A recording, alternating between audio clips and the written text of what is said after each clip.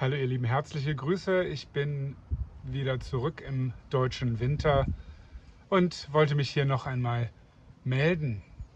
Heute Morgen, so habe ich gerade gelesen, ist vor der türkischen Küste auf dem Weg nach Lesbos ein Boot gesunken mit 45 Menschen an Bord. 37 von denen konnten von der türkischen Küstenwache gerettet werden. Eine Person wurde bisher tot geborgen, 7 werden noch vermisst. Für mich geht hier mein Alltag wieder los.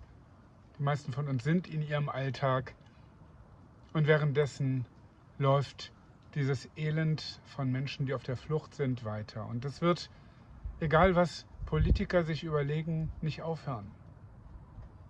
Ja, wir wissen nicht, wie es in Syrien weitergeht in diesem Jahr. Wir fiebern mit den Menschen, die im Iran auf die Straße gehen, aber hier können staatliche Repressionen auch Menschen dazu bringen, neu auf die Flucht zu gehen. Es kommen weiter Menschen aus dem Sudan, aus Jemen, aus Somalia, aus Afghanistan, aus guten Gründen. Und die meisten bleiben in der Region, aber einige machen sich auch weiter auf den Weg nach Europa. Und das wird nicht aufhören. Und was auch nicht aufhören wird, ist die Arbeit von Offene Arme. Solange wir können und solange es nötig ist, sind wir im Einsatz für Menschen in Not. Und ich danke dir, ich danke euch dafür, dass ihr hier das verfolgt, dass ihr mit dabei seid. Und ich möchte euch einladen, weiter am Ball zu bleiben.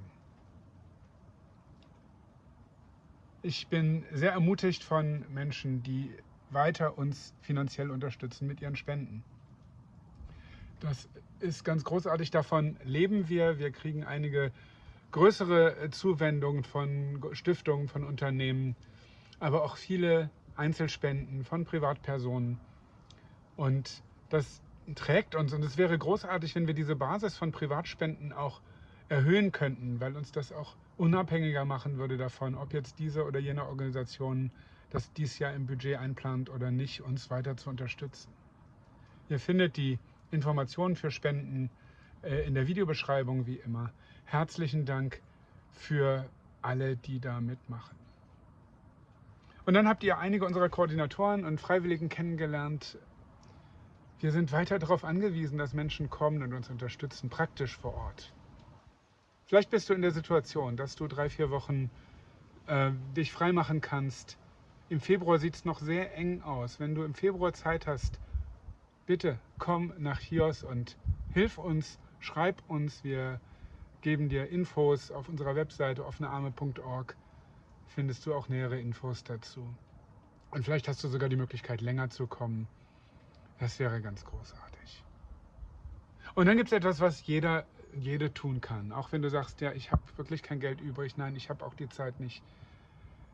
Sprich davon, erzähl das weiter, gib auch die Infos weiter.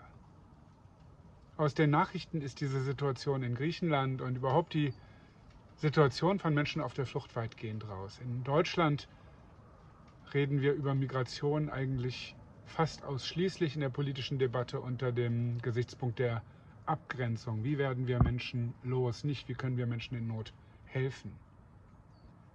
Und es ist wichtig, dass wir in den Gesprächen, im Freundeskreis, beim Sport, im Verein, in der Schule eine andere Perspektive geben.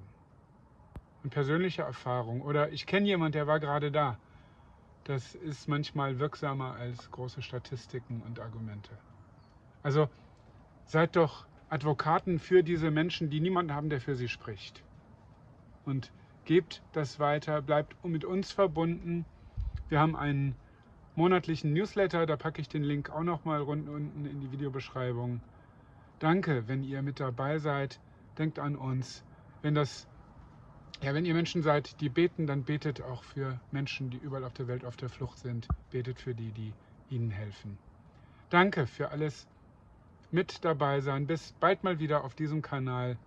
Herzliche Grüße, euer Alex.